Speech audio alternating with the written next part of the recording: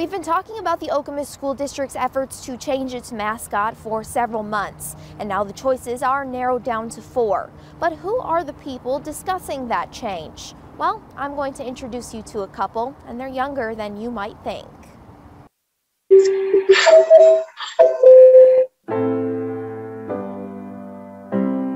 I'm Isabella.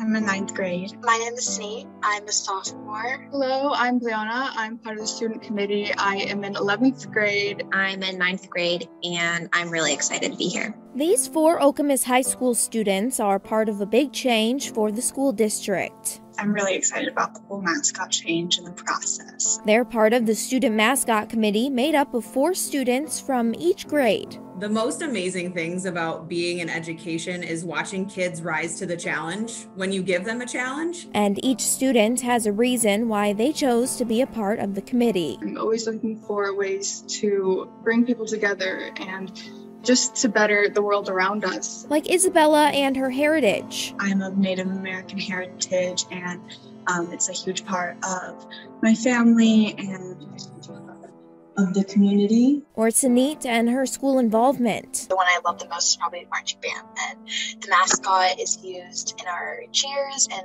something we call the series. But the one reason they all have in common: to create a perfect mascot. Inclusive, progressive, respectful, representative. The Student Mascot Committee has been tasked with sorting through the community surveys. It was overwhelming a little. Debating and working together. There was not a good input from a lot of people, and it was very different and diverse. We were able to come up with very good rationale. And ruling out submissions. We had a 2/3 majority where if 10 out of the 15 kids were okay with putting it through, then it would go through. Some options didn't make the cut because they wouldn't age well. Like Okemos puppies, that kind of a thing where, of course, the lovely 2nd graders were like, oh my gosh, it'd be amazing. But, once they get to high school, it's not going to be quite as amazing. Others didn't fit the inclusivity vision the students set out to meet. Lions was one of the ones on the list initially, and there was talk about, well, we don't want to do that because the male and female lions look so vastly different, so we'd have to make a choice in how we represent, and we don't want to favor one over the other. The vision the student committee wanted to meet led them to a lot of questions. How can we respect the past and respect our alumni while also moving forward? And answers. A way to respect our alumni was keeping our colors so that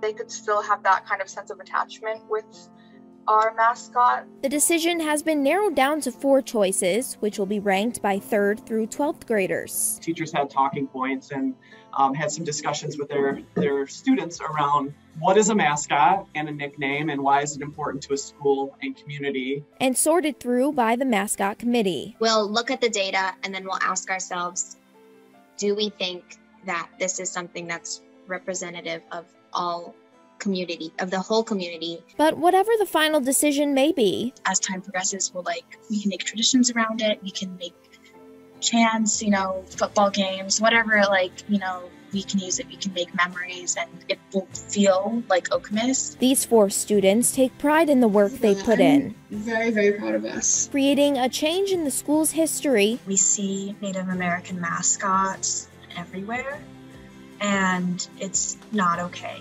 As a whole, it's so, it gives me so much hope to see that we made this change.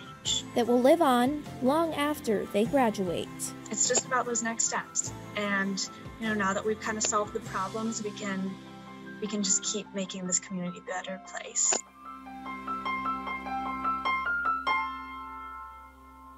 Once the Student Mascot Committee sorts through the ranked data, they will make a recommendation to the school board on January 24th, and a new mascot will be chosen. Your neighborhood reporter in Okemos, Michaela Temple, Fox 47 News.